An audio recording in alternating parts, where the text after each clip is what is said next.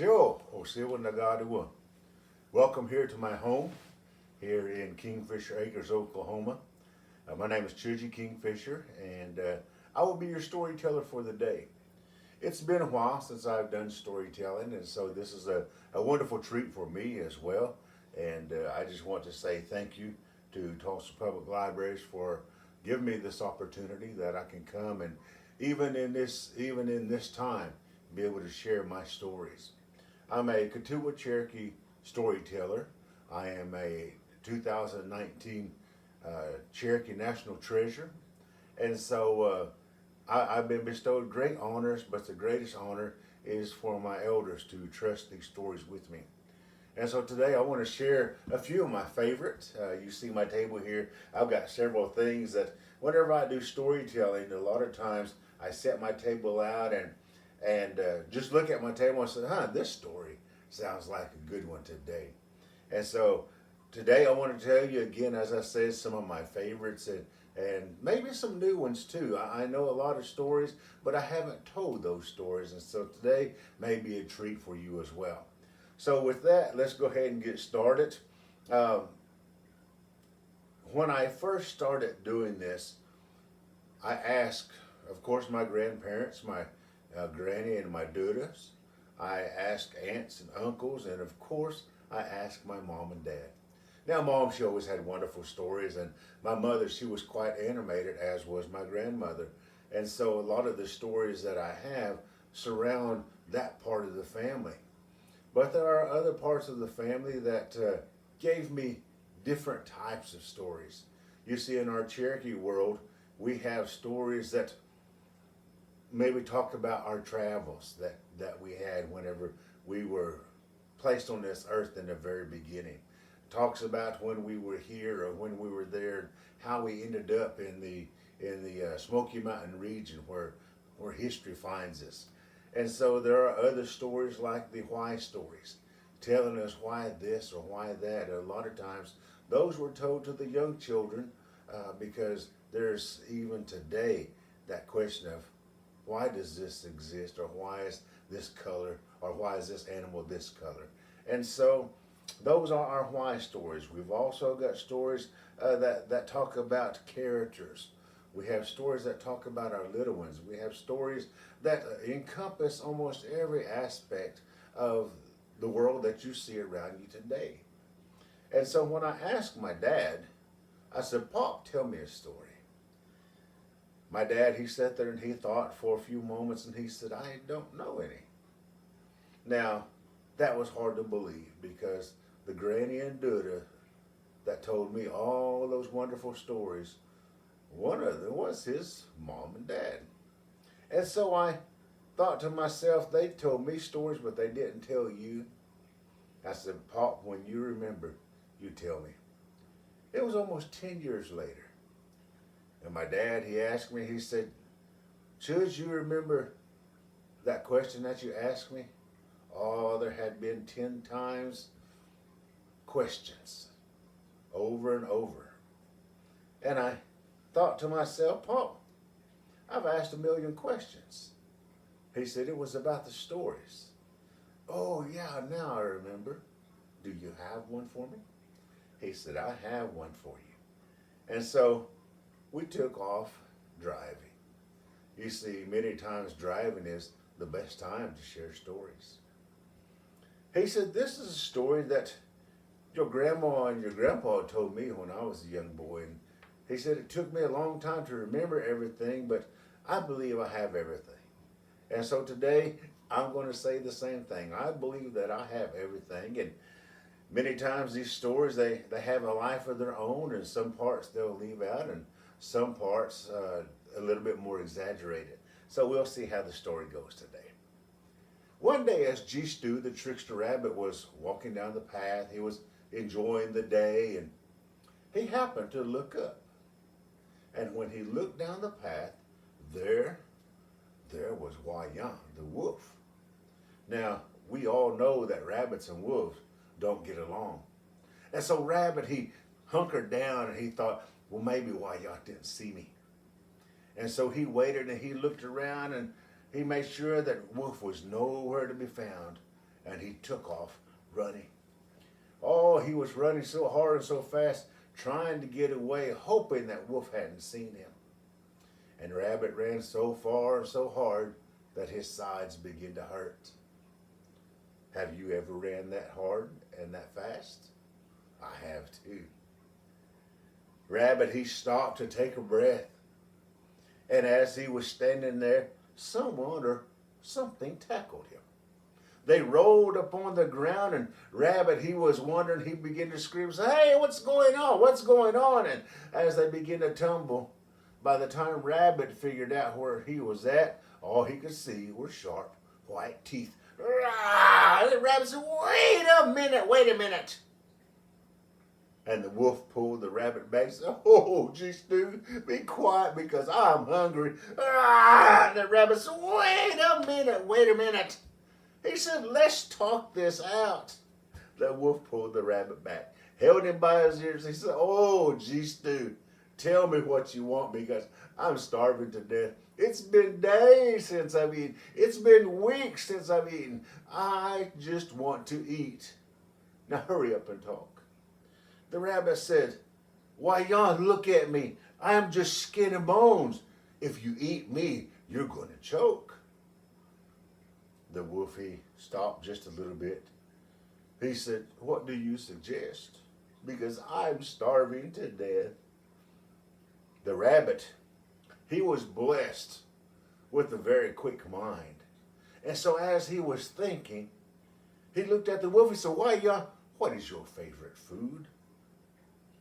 "Oh, my favorite food," said the Wolf as he closed his eyes, "is turkey. Oh, I love me some turkey." And the Rabbit, he began to think, turkey, turkey, turkey. Yeah, while he was walking, there were 5 big tom turkeys on the other side of the field. Rabbit was going to get those turkeys here. And so the Rabbit said, "Why, yeah, this is the deal that I will make you. If you will let me go, then I will get you a turkey." Wolf looked at the Rabbit and said, "How are you going to get me a turkey?" Rabbit said, "Don't you never mind about that. Is it a deal?" Why-Yon thought about it a few moments, and he knew that the Rabbit was considered the trickster of the people. And so he said, "Okay, I guess. But if you try any tricks," Rabbit said, No, I'm not trying any tricks today." He said, "I don't want to get eaten." And so the Rabbit, he began to look around, and he said, "This is what we need to do, Wolf. This is what we need to do." He said, "You see all of these leaves right here in this area?" He said, "Let's pile them up in the middle and make a great big old pile. And we're going to make a dance ground." And so the Wolf, he began to work very hard, as did the Rabbit, and they piled these leaves up in a big old pile. And they made a dance ground. Rabbit said, "Why, yeah, this is what I want you to do. I want you to take your sack, and I want you to get into that leaf pile and hide. And when I give you the signal, you jump out and you grab your turkey, and we're done." Why, yeah, he was very skeptical. But he took his sack and he waded into the leaves. And he began to scoot down into the leaves. And just before he disappeared, he looked at the Rabbit. He said, "Gee, Stu, is this going to work?" Rabbit said, "Oh, this is going to work." But inside Rabbit's mind, he was thinking, "Oh, I hope this works." The Wolf disappeared into the leaf pile, and the Rabbit took his drum and he began to tap it. He didn't sing, he didn't say a word. He just sat there tapping his drum, and he waited.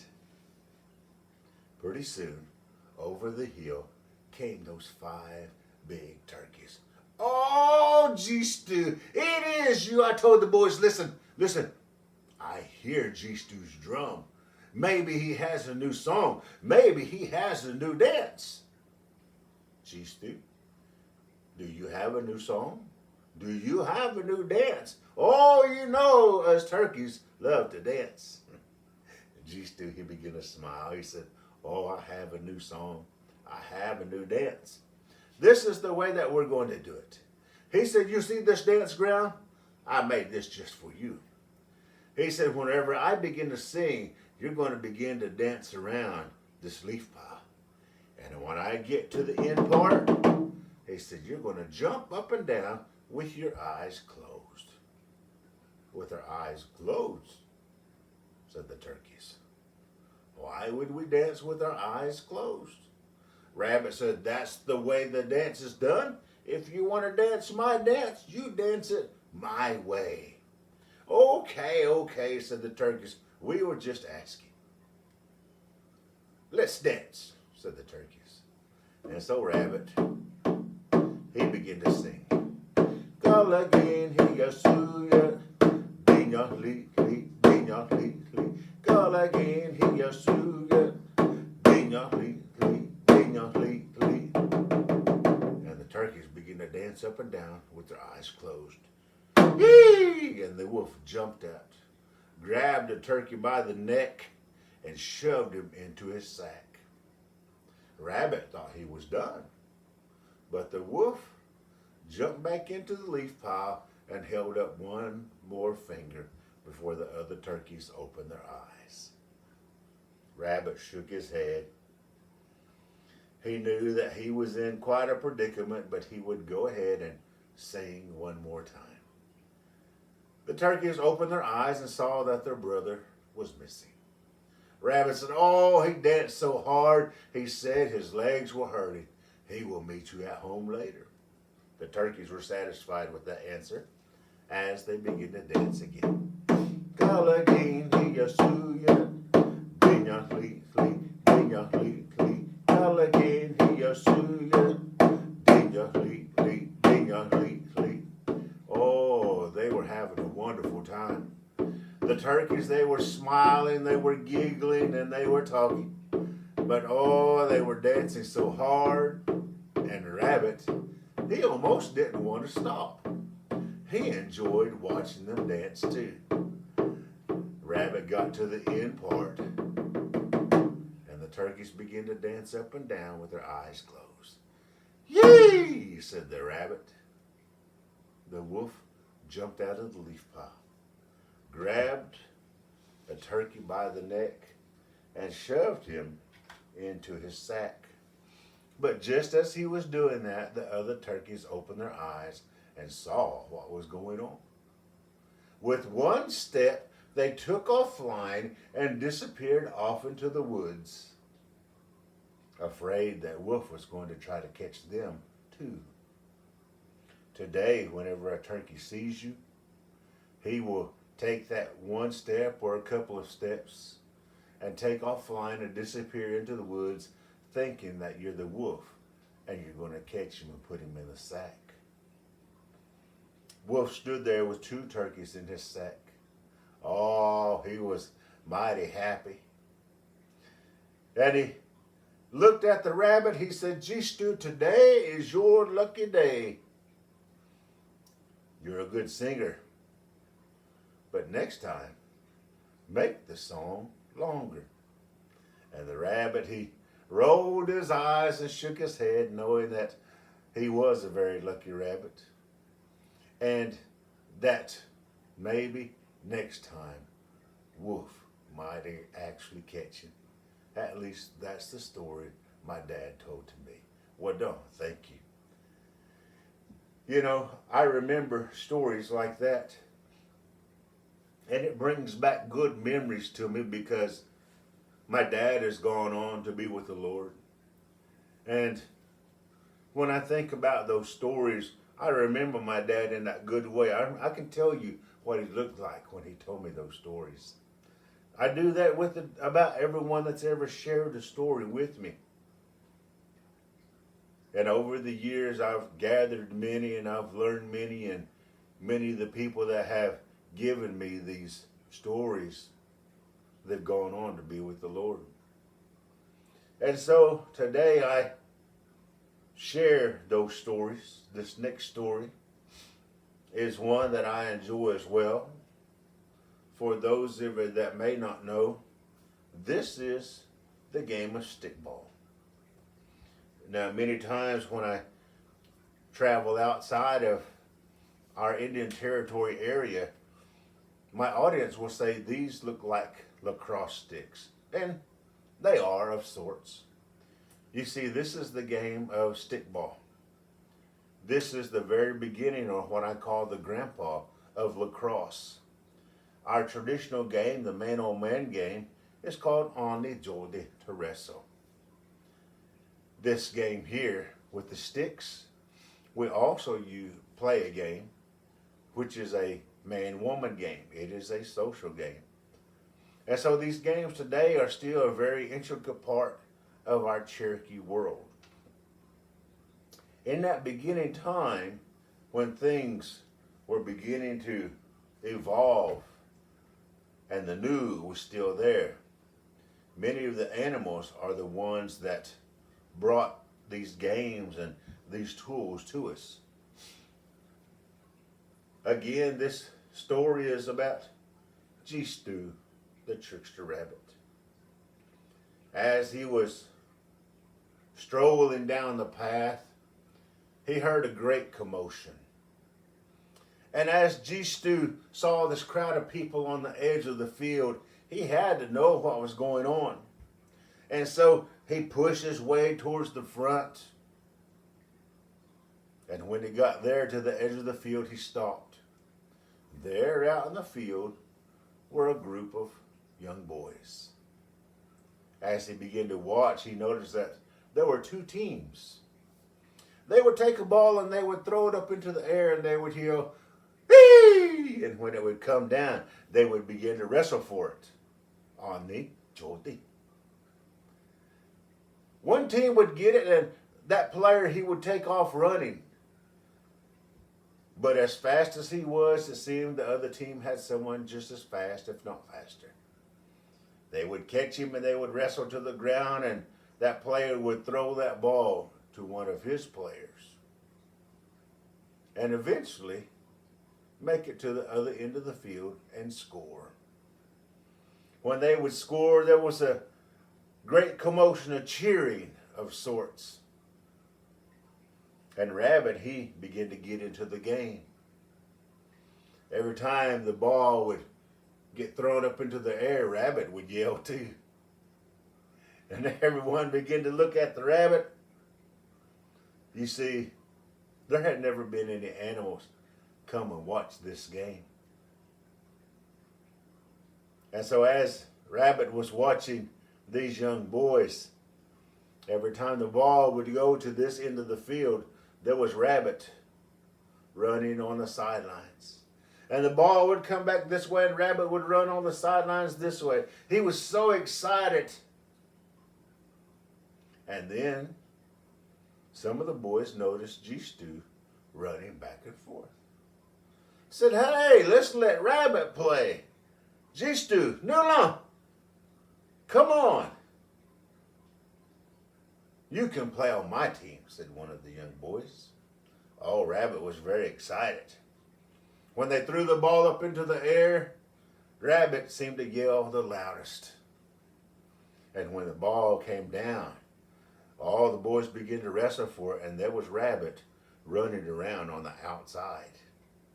Rabbit didn't know exactly what to do, but he knew it was an exciting game. And every time the ball would get thrown to one end, there was Rabbit running right beside that young boy. When they would get tackled, Rabbit would jump back and let the boys wrestle for it, and the ball would come back the other way, and there was Rabbit running with another young boy. Rabbit was very fast. One time they threw the ball up, and the boys began to wrestle for it as it came down and hit the ground. And as they were wrestling for it, the ball rolled out of that pile of young boys and rolled to Rabbit's feet. Rabbit didn't know what to do. He stood there in all his excitement, and someone said, "Pick it up and throw it." And Rabbit was so excited, he reached down and picked it up, and with that little bit short arm, he threw it, and it went right there. Everyone stopped. Said, "Gee, Stu, is that as far as you can throw it?" The rabbit shrugged his shoulders because he didn't know. He'd never thrown a ball before. And so he reached down and he picked up the ball, and with that little bitty short arm, and he threw it, and it went right there. Everyone began to laugh.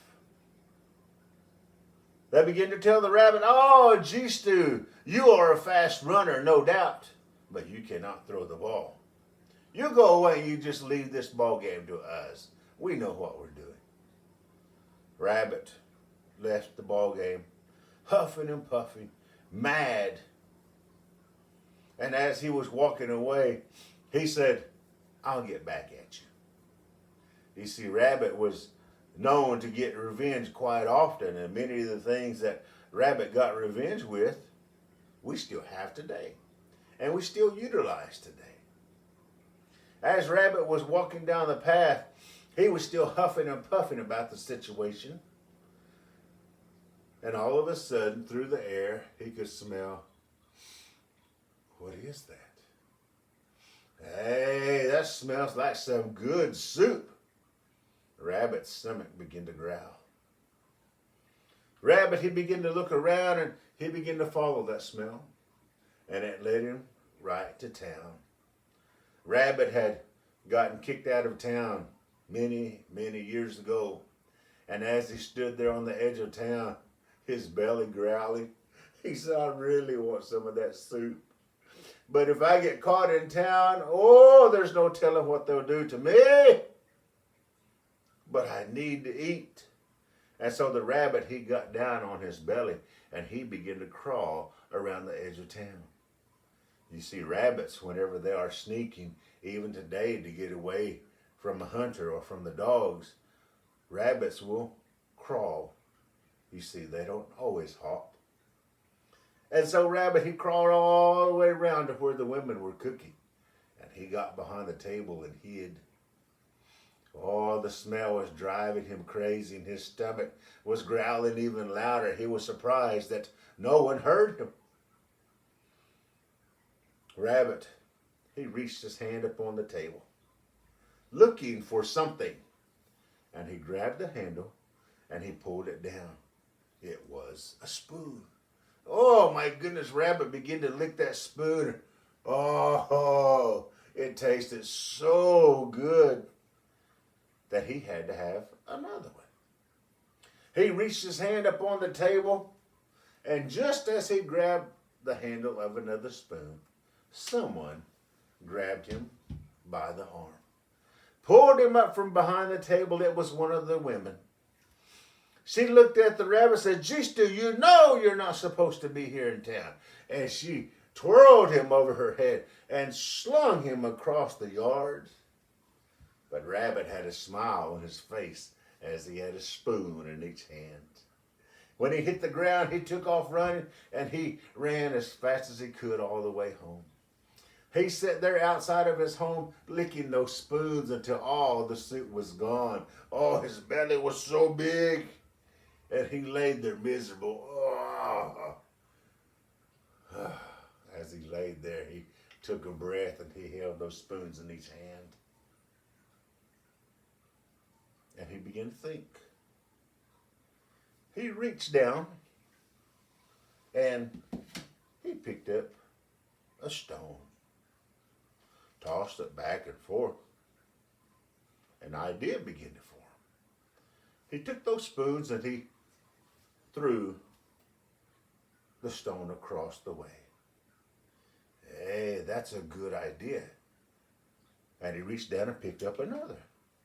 And he threw it across the yard. Rabbit said, "Oh, this is going to work wonderful, but I can't see the stone." And so he began to chew the backs of the spoons off. When he reached down to pick up the stone, the rock simply fell out of the back.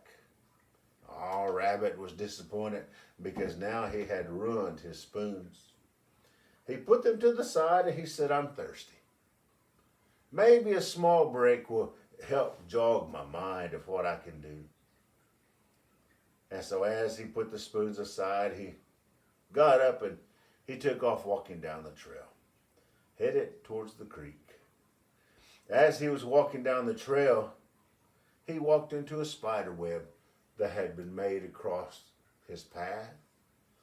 And the spider web got all in his ears. Rabbit was trying to get it out. Oh, yuck, this is nasty. And as he was getting it off of his ears, it got on his hands and he couldn't get it off of his hands. And then he had an idea. He turned around and he ran back home real quick. He began to peel the bark off of the trees and he began to chew it, making it into a string. And he tied a spider web on the back of those spoons. He reached down and picked up another stone. He could see it. Oh, he smiled. He threw it as hard as he could and it went flying through the woods. He took the spoons and he put them in his pack and he took off walking to the ball field. When he got there where the boys were playing, everyone was still gathered around cheering for their favorite player, their favorite team. And Rabbit pushed his way to the front and there he stood, waiting to be noticed. All of a sudden, a couple of the boys saw the rabbit and the game stopped. They walked up to the rabbit and said, "Gee, Stu, didn't we chase you off of here once already?" Gee, Stu said, "You did, but I've come back." "Why have you come back?" said one of the boys. Rabbit stood up straight and tall. He said, "I have come to challenge the very best player that there is." Everyone began to laugh and giggle. Rabbit challenging the best player? Rabbit must have some kind of trick. There was a tall young man came stepping forward. He said, "Gee, Stu, I am the best player this game has ever seen. I will take your challenge. What is it?" Rabbit said, "If you can throw the ball further than I can, then I will go away and I will leave you alone forever. But if I can throw the ball further than you, then you must let anyone play." The boys gathered together and they thought about it just a few moments and they said, "Okay, now let me get this straight," said the boy. "If I throw the ball further than you, you will go away forever." Rabbit said, "That is right. But if you throw further than me, then I must let anybody play." "That is correct," said the rabbit. "Let's throw the ball," said the boy. Everyone walked to the end of the field. And Rabbit said, "This is your field. You throw first." So the boy took the ball and he reared back and he threw it as hard as he could. And the ball went flying through the air, went out past the goalpost on the end and landed there next to the woods. Everyone began to cheer and clap for their hero. Rabbit said, "Do you want to try again?" The boy said, "No, I don't want to try again. That's my best throw ever." Rabbit said, "Okay." And so the rabbit, he took the spoons out of his pack. And everyone began to look, what's the rabbit doing now? He took his spoons and he picked up a ball. With one step, he let the ball go. It went flying through the air, out past the goalpost, into the woods, and disappeared. Everyone stood there, not knowing what to say, not knowing what to do. And all of a sudden, someone said, "Hey, do that again."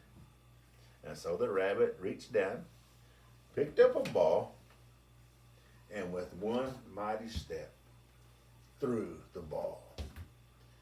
It went flying through the air. It went out over the trees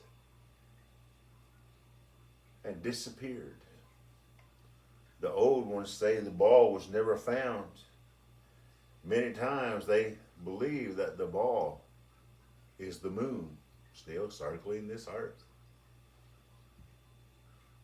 Everyone began to cheer and clap. "I want Rabbit on my team. I want Rabbit on my team." Rabbit says, "No, I don't even want to play now." He said, "But remember your promise. You must let anyone play." He threw the sticks on the ground. He said, "There. From this point forward, you boys, you must always use the sticks because you think you're better than everybody else. This will teach you that no one is above the other." He said, "And if I happen to be around, I will come and check from time to time. And I better see that you young men, no matter how young or how old, you better be using the sticks. And for our women and our children, they can use their hands. This is your punishment for acting the way that you acted." With that, the rabbit turned around and walked off. Today, you will see that our young men, our old men, they all use sticks similar to this when we play the game of stickball. Whether it be the man-on-man game, on each other, or whether it be the man-woman game, our social game. Today, this game is still played. And every once in a while, if you happen to look around, you will see there on the outside edge, G-Stew, the rabbit, coming to check, making sure that all the boys are using the sticks. At least that's the story that was told to me. Thank you, guys. I got some of my flutes here today, and I want to try to play, and I'm still having to relearn how to play as my hand has gotten messed up. But I know I'm healed, so we're just going to call it healed. And I want to play this song. I don't have songs that I wrote down. Maybe my mind or my heart remembers those tunes. But I play because I love to play. I enjoy hearing the songs that come out. This song is for today.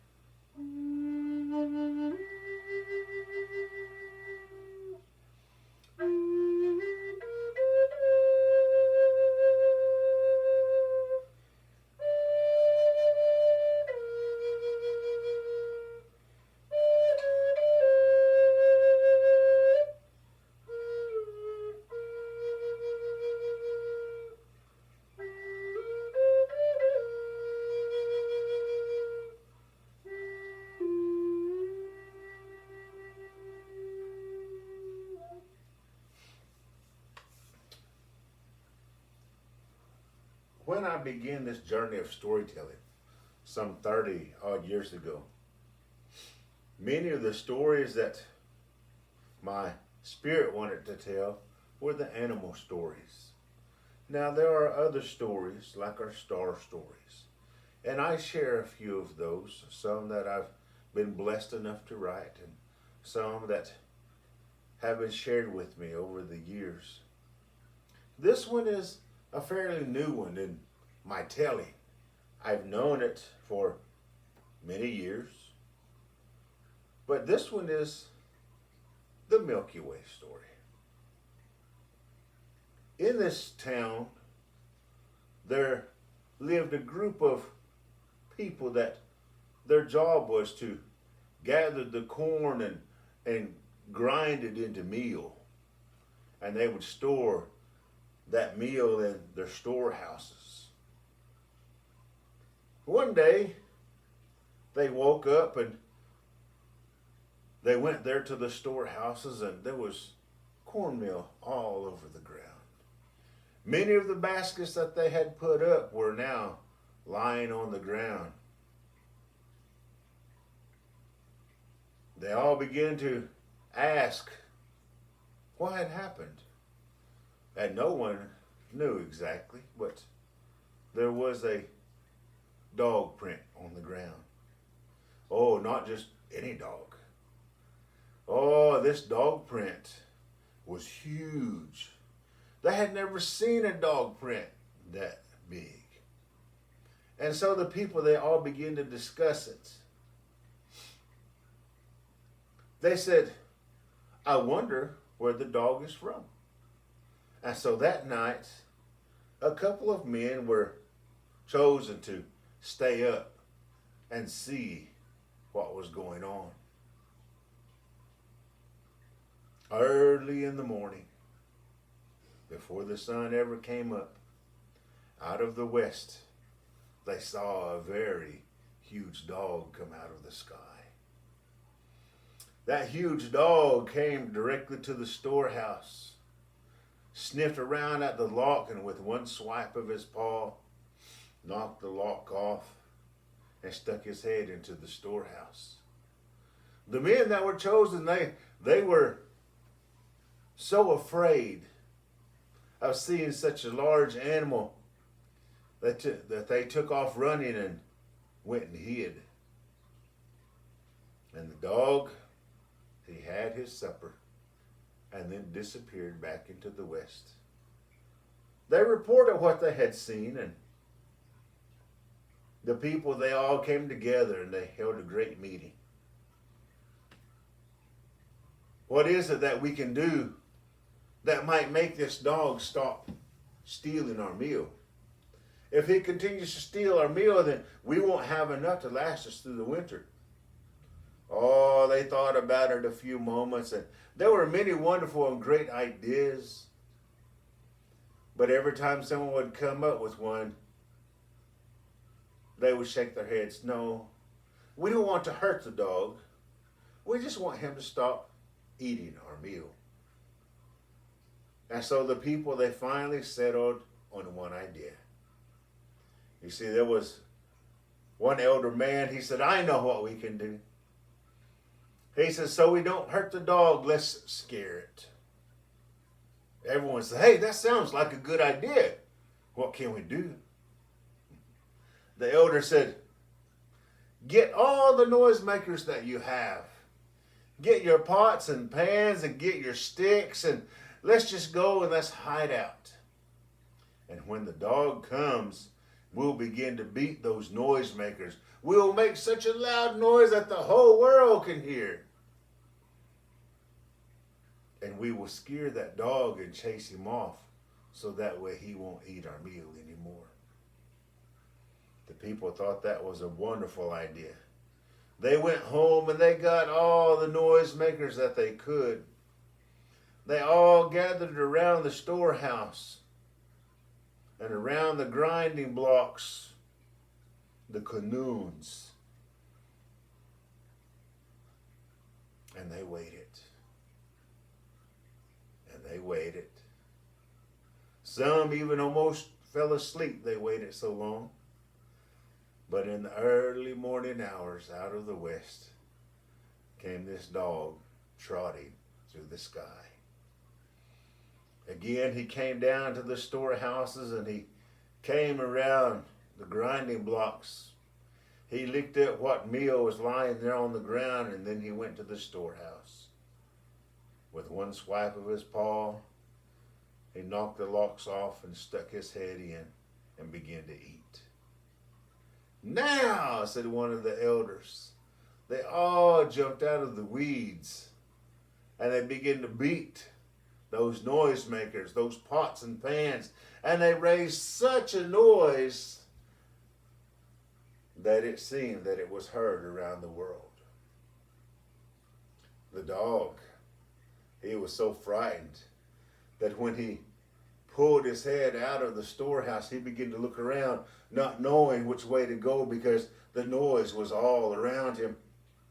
And with big, huge eyes of fright, he took 2 giant leaps and he disappeared off into the west from which he came. And out of his mouth dripped the cornmeal that he had been stealing. The dog never returned. And so what they had shared or what they had done was a success. Today we all look up into the sky and look there to the west and we see all the sprinkles of stars and we smile because we remember that this is the way the dog ran. At least that's the story that was told to me. Thank you. I've got a few more items here on my table, but I've got one more short story for you. I say short. None of my stories are short. But it's another star story. And this star story, I really like this story. You see, when I travel down to Alabama, I see all these tall pine trees. And that's my favorite time to tell this story is when I see those pine trees. I enjoy this story, the pine tree and the Pleiades. In this town, there were 7 young boys. And these 7 boys, they were the best of friends. They'd done everything together. But there was one young man. He seemed to be the leader of them all. You see, every time he said, let's do this or let's do that, the other boys, they were all in agreement. Yeah, let's do it.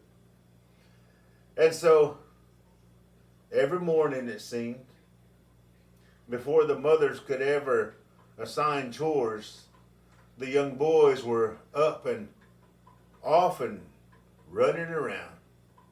The mothers, they would complain, say, these boys, they don't do anything. They just play. We need to teach them a lesson. And so all the mothers came together and said, what kind of lesson can we teach these boys? We need to teach them, said one, that if they want to eat, then they must work. Everybody needs to chip in when it comes time for chores. And so, to punish the young boys, they made stone soup. Have you ever had stone soup? Whenever I was in Cub Scouts, we had stone soup. You see, stone soup is just boiled water with rocks in it. When the boys came back from playing all day and the sun had gone down, oh my goodness, they were so hungry that when they came into the house, each one grabbed a bowl and took a big old dipperful of that stone soup. Oh, and they were so hungry they couldn't wait to eat. And as they began to eat, hey, what is this? They said. It doesn't even taste like anything. And one young boy reached a spoon deep into that bowl and pulled up some of the rocks. Look, it's just stone soup. The boys threw the soup on the floor, and in anger, each one ran out of the home. The mothers tried to tell them, said, if you want to eat, then you need to stay home and you need to work. But the young boys, they were so upset that they ran out to the stomp grounds. They ran out there to the square and they began to dance around the fire. that eternal flame, that sacred flame, that was wrong. You see, that sacred flame, when we dance around that, that's a time to pray. That's a time to reflect on things and talk with the Creator. That's not a place of anger. And so when the boys began to dance around it, they knew that they were breaking the law. As the boys began to dance around, they began to grow angrier and angrier because the mothers continued to try to talk to them, getting on to them. And the boys danced faster and faster. Pretty soon they began to rise up off of the ground. The mother's anger turned to fright as they saw what the young boys were doing, and they begged them to stop. But the more that the mothers begged, the faster the boys began to dance. Someone ran and told the chiefs. Someone ran and told the medicine people, and they all came to talk the boys out of dancing. But the boys danced faster and faster, and they began to rise up off of the ground. The medicine people, they shook their heads because there was nothing that they could do.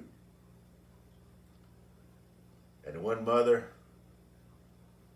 she was so upset that she jumped up and grabbed her son as he came by, grabbed him by the ankle and pulled him down. And she pulled so hard that as she pulled him out of that circle, he landed on the ground and sunk into the ground. The mother had lost her son. She fell upon her knees and she began to cry, letting her tears water that soil where he had gone in.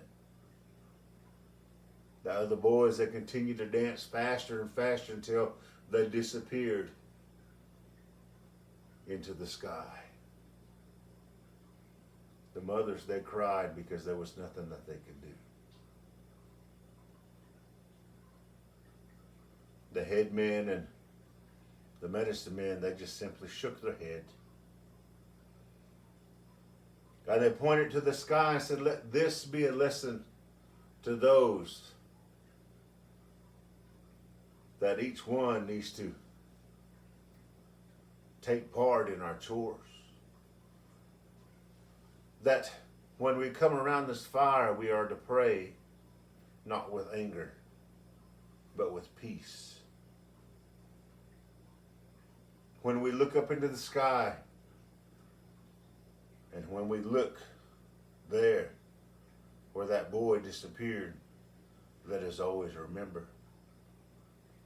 You see, as he said that, where the mother had cried, there sprang up a small shoot. And soon it began to grow taller, taller. It was reaching for the other boys in the sky. It was that seventh boy. It became the pine tree, so tall and so straight.